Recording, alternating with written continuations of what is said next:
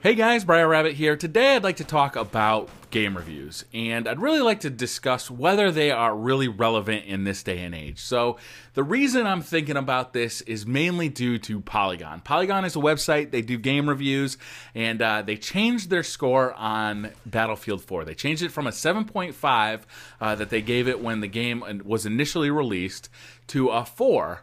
And they did that about a month after the release of the game.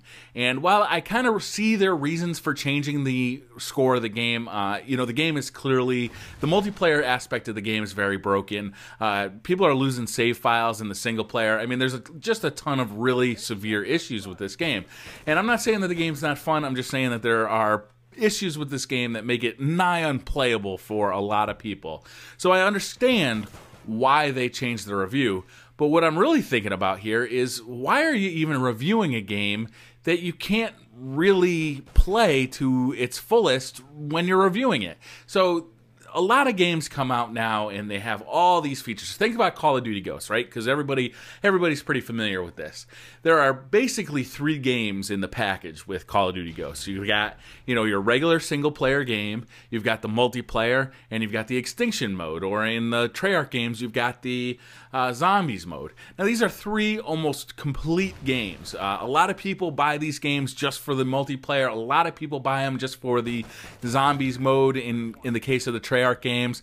And some people just buy them, they play the single player, and they trade them back into GameStop.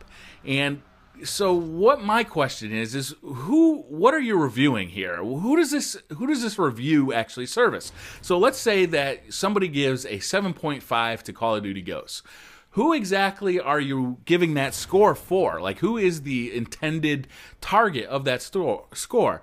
Back in like the NES and Sega Genesis days, you know, you'd get a game and it'd be a single player experience. You know, it'd be pretty much the game that you were going to be playing for, you know, the entire time you're playing the game. Like, there's not going to be any software updates to this game. There's not going to be any changes made to this game.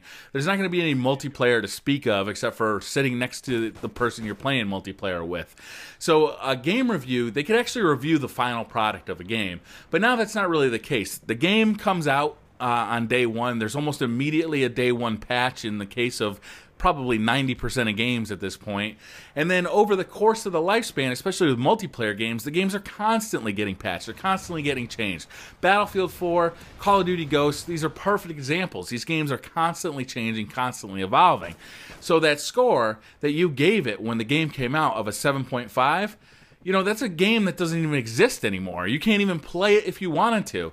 And what exactly are you reviewing here? Are you reviewing the single player? Are you reviewing it for the perspective of somebody who's going to jump on multiplayer for, you know, an hour in the next couple of months and then be done with multiplayer?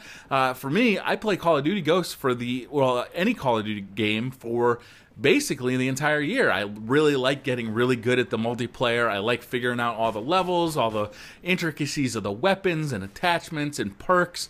And I don't feel like I'm serviced by a reviewer who says, well, you know, the single-player campaign's getting kind of stale, so I gave this one a 7.5. That review basically is not helpful to me at all.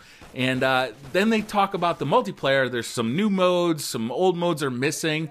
Yeah, but you played it before the game came out. You didn't even play the game while, you know, when the servers were up or while there's a lot of network traffic. You have no idea what the you know, hit detection is going to be like. You don't know kind of what the perk balancing is going to be like. You have no idea. Your review is almost worthless because you have no idea what this final product is going to be.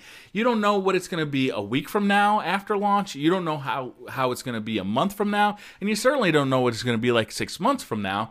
So what is this review doing? Are you only reviewing the single player? If so, I think that you should put a modifier in your review. You know, Call of Duty Ghosts single player review, 7.5.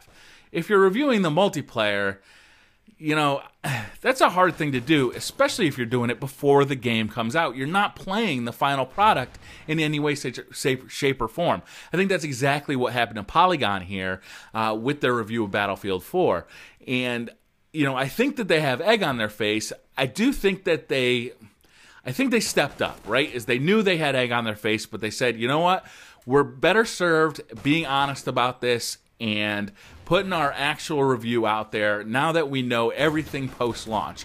But it does expose the fact that they were playing an incomplete game. They were playing basically almost a beta version of the game, right? This game was not in a release-ready state. They were not able to review the multiplayer. Otherwise, they would have known about several issues of the game crashing for multiple people.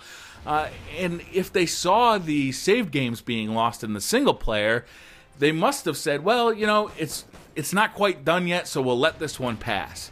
And you know, who does that serve? If you're letting known issues pass by in your review without talking about them, then who is this review serving? So if you're just reviewing the single player, I think you really need to talk about that. And you need to talk about how, you know, this is not the final version of the game that we're reviewing. They sent us a specific build for us to review. The game is going to be changed on day one with the day one patch. We do not have access to that day one patch, nor obviously do we have access to the patch that's going to come in a week or a month or 3 months from now. And, you know, I question if there's any point to really giving scores for games at all. But really, multiplayer games, they're so difficult to review because they're so intricate, especially in this modern era. I just don't see the point of these reviews anymore. Let me tell me what you guys think about reviews in general. Are they even worth reading? Do you guys even look at them anymore? I know that I've been fooled in the past, just recently, by Forza and by Knack. I mean, Knack got horrible scores, and everybody I know who's played it says it's pretty good. And Forza got great scores, and there's all sorts of issues with that game. So let me know down in the comments what you guys think about reviews, and I'll see you guys in the next video. Bye.